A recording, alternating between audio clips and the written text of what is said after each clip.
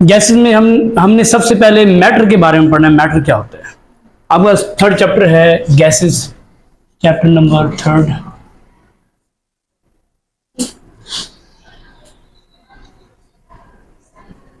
Gases, इसमें हमने states of matter का इंट्रोडक्शन है, मैटर को डिस्कस करेंगे। उसके बाद गैसेस, सॉलिड और लिक्विड की प्रॉपर्टीज को डिस्कस करेंगे।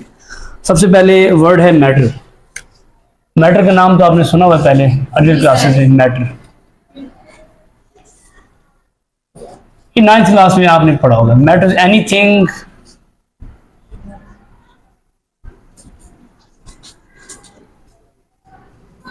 around us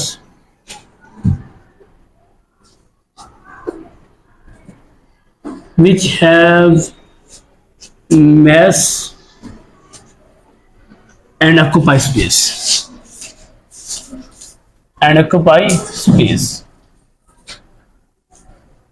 is called matter।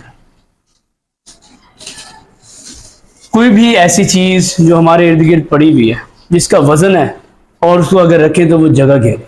देखें, ये डस्टर है, डस्टर का कुछ ना कुछ वजन है, मैंने इसको उठा रखा है। जब इसको मैं रखूंगा ये कुछ ना कुछ जगह घेरेगा। जब इसको मैं रखूंगा कोई ना कोई एरिया इसने ऑक्यूपाई किया है। This is matter. एवरीथिंग, हर एक चीज मैटर है जिसका वजन है और वो जगह घेर रही है। मैटर की स्टेट्स हैं, मैटर की 4 स्टेट्स हैं, 4 हालतें हैं। किस हालत में मैटर पाया जाता है, वो 4 स्टेट्स हैं। There are 4 states of matter. Matter की 4 हालतें हैं।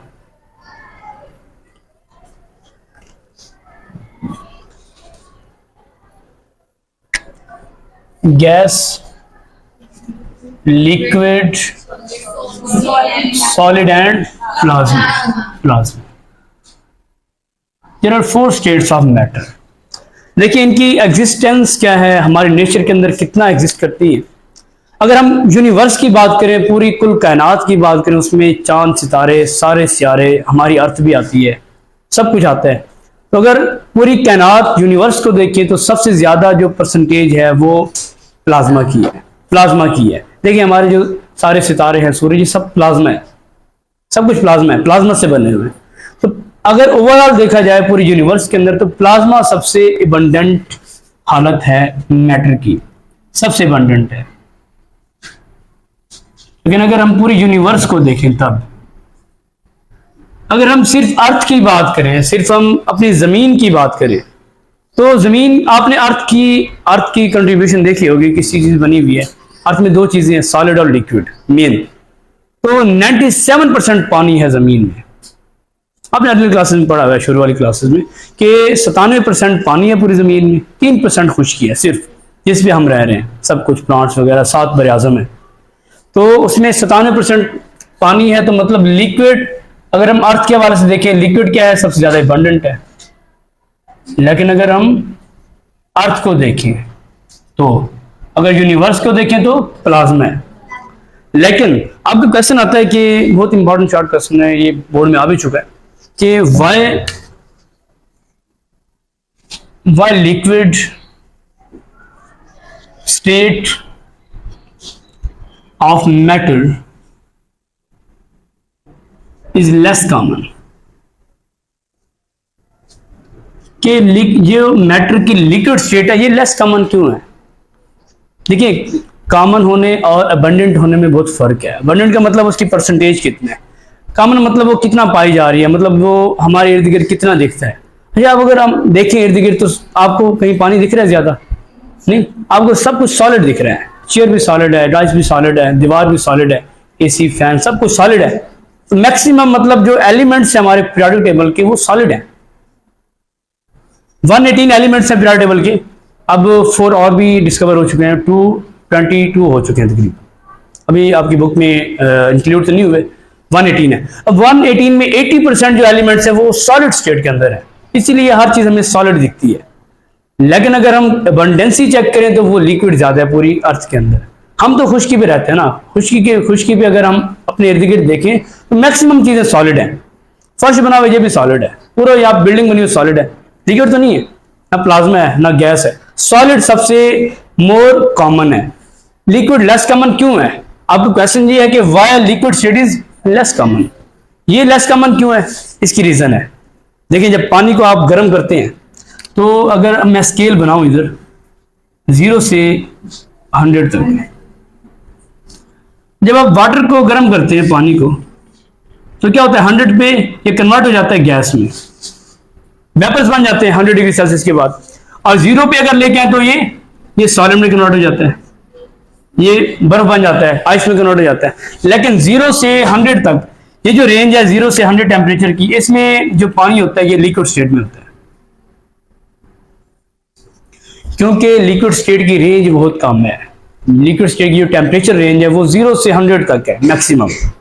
0 से 100 तक तो पानी लिक्विड में है, अगर 100 से ऊपर जाए सारा गैस है, अगर 0 से नीचे है सारा सॉलिड है, क्योंकि इसकी टेम्परेचर रेंज बहुत लो है, इसकी वजह से लिक्विड बहुत लेस कॉमन है। इसका ये आंसर है, इसको लिखिए शाबाश। बिकॉज बात समझ आइए आपको इसकी, because temperature range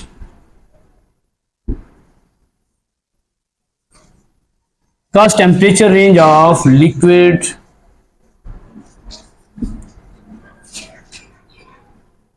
is very low, so liquid are less common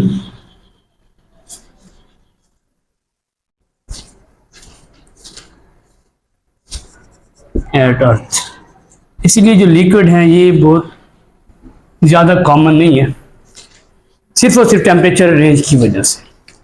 उसके बाद अच्छा फिजिकल प्रॉपर्टीज को हम बढ़ते हैं। ये 4 स्टेट्स हैं, इनमें से 3 स्टेट्स जो हमारे पास हैं, गैस, लिक्विड एंड सॉलिड, इनकी हम प्रॉपर्टीज को डिस्कस करेंगे, तवज्जो रखनी है आपने।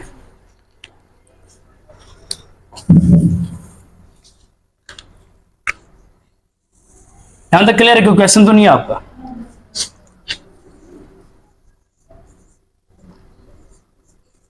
प्रॉपर्टीज, सबसे पहले हम गैस लिख देते हैं, कंपैरिजन करेंगे गैस, लिक्विड एंड सॉलिड। चलें जी,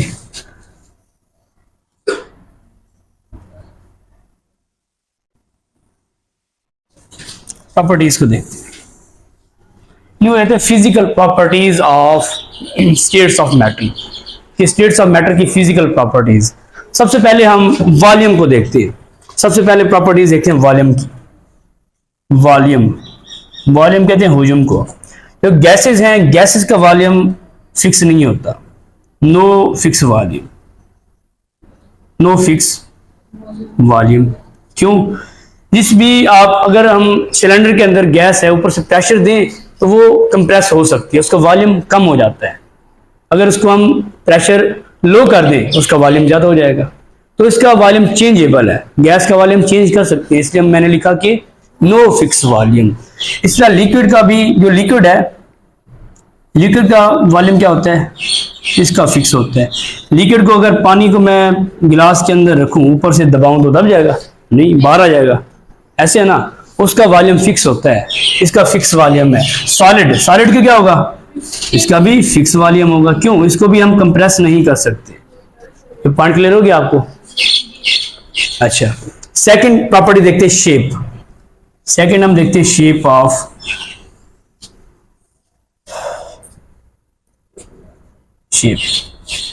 इन तीनों प्रॉपर्टीज की शेप को देखते हैं। देखिए अगर गैस को देखें, गैस को जिस भी सिलेंडर के अंदर डालें, अगर सिलेंडर चौड़ा है, लंबा है, छोटा है, जिस शेप का भी है, गैस की शेप वैसे हो जाती है। गैस की अपनी कोई शेप नहीं है, no fix shape, no fix shape, इसकी कोई अपनी शेप नहीं है। ठीक है, अगर लिक्विड को देखें, लिक्विड की अपनी शेप है कोई? No fix shape. पानी को जग में डालें तो जग की तरह शक्ल होगी, गिलास में डालें गिलास की तरह, पाइप में डालें पाइप की तरह, तो इसकी अपनी कोई फिक्स शेप नहीं है, कोई अपनी शक्ल नहीं है, नो फिक्स शेप। ठीक है, देखिए अगर गिलास के अंदर डालें तो गिलास की तरह हो जाता है पानी, अगर इसमें डालता हूँ। अगर जग के अंदर डालें, बड़ा जग है, बीकर के अंदर डालें तो वो बीकर की शेप हो जाएगी पानी की, इसकी अपनी कोई शेप नहीं है। इसमें फिल करें तो वैसे, इसमें फिल करें तो इस तरह, अगर गोल कोई सिलेंडर है उसमें फिल करें पानी वैसे हो जाएगा, इसकी अपनी शेप, कोई फिक्स शेप नहीं है। लेकिन सॉलिड की क्या है? Fix shape. शेप भी इसकी फिक्स है और वॉल्यूम भी फिक्स है। डिफरेंस समझ आ गया तीनों का। अब हम थर्ड प्रॉपर्टी पढ़ते हैं। थर्ड इसकी प्रॉपर्टी है इंटरमोलेकुलर फोर्सेस। इसको हम इंटरमॉलिक्यूलर फोर्सेस भी पढ़ते हैं। इंटरमॉलिक्यूलर फोर्सेस, मैं इसको लिख रहा हूं IMF। IMF भी वो अकसाम को जो सूद देता है वो वाला नहीं लिखा, ठीक है। IMF is intermolecular forces, molecules के दरमियान जो फोर्सेस होती हैं, फोर्सेस ऑफ अट्रैक्शन। देखिए जो गैस होगी, अगर एक मेरे पास सिलेंडर है, इसमें मैं गैस फिल करता हूं, बंद चैम्बर है, तो गैस के मॉलिक्यूल्स हैं बहुत दूर दूर होते हैं, ठीक है जी, बहुत दूर दूर होते हैं। मैंने आपको ये टॉपिक में पढ़ाया था, जब मोलर वॉल्यूम पढ़ाया था, मैंने कहा था कि जो गैस के मॉलिक्यूल्स हैं ये 3000 टाइम दूर होते हैं अपने साइज से। इतना डिस्टेंस होता है, आपको शायद याद हो वो पॉइंट। तो इतना ज्यादा दूर दूर होते हैं, बहुत ज्यादा डिस्टेंस होता है, और जितना ज्यादा डिस्टेंस होगा उतना ज्यादा फोर्सेस वीक होती है। जितना मॉलिक्यूल करीब पड़े होंगे फोर्सेस स्ट्रांग होंगी। सिंपल सा कंसेप्ट है, जितना करीब पड़ी होगी चीज उतनी जितना ज्यादा ताकत से फोर्स लगेगी, उतना ज्यादा फोर्स ऑफ अट्रैक्शन तेज होगी, स्ट्रांग होगी। लेकिन अगर मैं एक इधर रख दूं, एक मैं कॉलेज के बाहर रख दूं, तो ज्यादा वो अट्रैक्शन भी नहीं होगा कि दो मैग्नेट को लेके आए। मैग्नेट जितना करीब होते हैं फोर्स ज्यादा होती है ना। अगर एक इधर रख दे, एक दूसरे रूम में रख दे, कोई फोर्स नहीं होती। तो जितना मॉलिक्यूल दूर होंगे फोर्सेस क्या होंगी, वीक होंगी। तो इंटर मॉलिक्यूलर फोर्सेस क्या होंगी इधर, weaker, weaker. IMF are weaker, बहुत वीक लगती है, वीक होती है, ठीक है।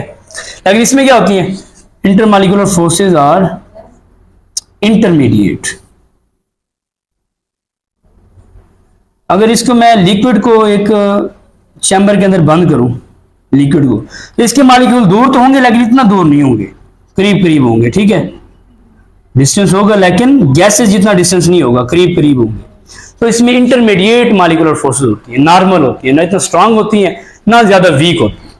थर्ड पॉइंट, अगर सॉलिड को देखें, सॉलिड किस तरह होता है। अगर सॉलिड एक चैम्बर के अंदर सॉलिड में रख दूं, कोई सोडियम रख दूं या आयरन रख दूं, कुछ रख दूं, उसमें एटम्स कैसे होते हैं, बिल्कुल क्लोजली पैक्ड होते हैं, क्लोजली पैक्ड, ऐसे करीब करीब पड़े होते हैं। मेटालिक फोर्स होती है, करीब करीब पड़े होते हैं। तो इनके एटम्स के दरमियान जो फोर्स ऑफ अट्रैक्शन होगी बहुत ज्यादा स्ट्रांग होगी। इधर IMF क्या होंगी, बहुत ज्यादा स्ट्रांग होगी। Intermolecular forces are very strong. ये 3 पॉइंट्स क्लियर हो गया आपको, कोई क्वेश्चन तो नहीं। फोर्थ पॉइंट की तरफ आते हैं। फोर्थ है कि डिस्टेंस, डिस्टेंस को देखते हैं।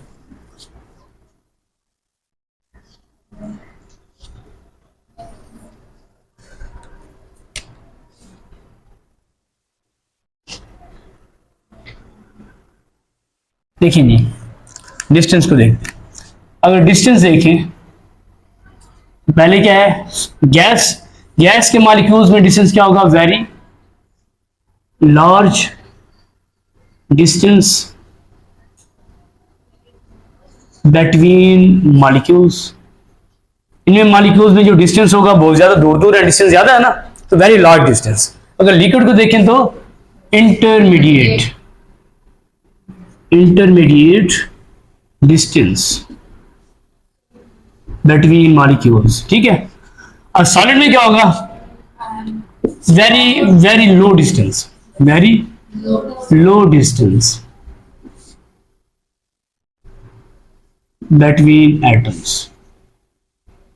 डिस्टेंस ना होने के बराबर होता है, बहुत ही कम डिस्टेंस होता है एटम्स के दरमियान, क्योंकि क्लोजली पैक्ड होते हैं, करीब करीब पड़े हुए हैं, ठीक है। डिस्टेंस ना होने के बराबर है। नेक्स्ट प्रॉपर्टी देखते हैं। नेक्स्ट है डेंसिटी। डेंसिटी को देख लेते हैं। डेंसिटी, डेंसिटी का जो सिंबल होता है इसको हम इस तरह रो से शो करते हैं, ठीक है, रो से। डेंसिटी फिजिक्स में आप पढ़ते हैं। अब डेंसिटी क्या होगी, देखिए मेरे पास सॉलिड है, लिक्विड है और गैस, 3 चीजें। अगर मैं एक मेरे पास चैम्बर है इतना बड़ा, मैं तो मेरे पास चैम्बर है इतने साइज का, या ग्लास एक ले लूं, ग्लास, इसको ऊपर से बंद कर दूं, ठीक है। मैं अगर इस गिलास के अंदर इधर भी एक गिलास ले लूं,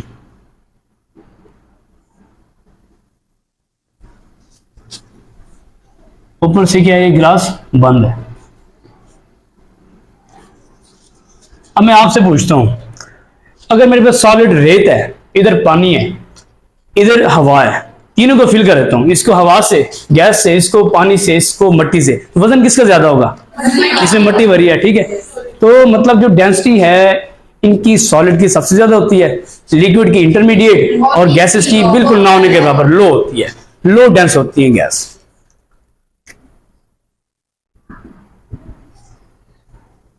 इधर हमने सॉलिड देखिए, वेरी लो डेंसिटी, इसकी इंटरमीडिएट, इसकी high density, high density, very high density. Clear हो गया पॉइंट? नेक्स्ट देखिए शाबाश। नेक्स्ट पॉइंट है डिफ्यूजन एंड इफ्यूजन। ये भी आपने फिनोमेना पढ़े हुए हैं, डिफ्यूजन क्या होती है, इफ्यूजन क्या होती है। देखिए डिफ्यूजन,